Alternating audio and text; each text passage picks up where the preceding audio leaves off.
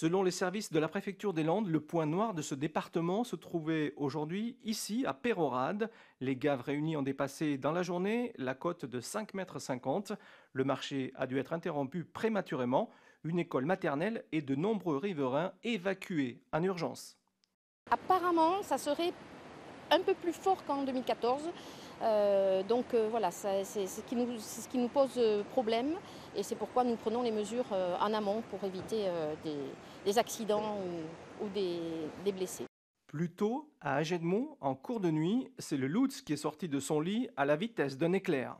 À 3h30 du matin, il y a eu un afflux d'eau et c'est monté en 20 minutes là. Et... De part et d'autre du Lutz, une quarantaine de maisons ont été inondées, en majorité dans le quartier appelé Venise. Ça ne s'invente pas. 3 familles ont dû être relogées par la mairie. La route étant légèrement plus basse que le Lutz, eh bien, tout le quartier ici était inondé. Donc il y avait, on a vu chez monsieur Casobon tout à l'heure, 50 cm d'eau dans les maisons. À Aire-sur-la-Dour, c'est l'Adour qui a pris le dessus dans les allées des arènes, où la fête devait débuter demain jeudi. Ordre a été donné aux forains de plier bagages, momentanément, car une seconde vague de crue de 3,20 m doit arriver ici dans la nuit.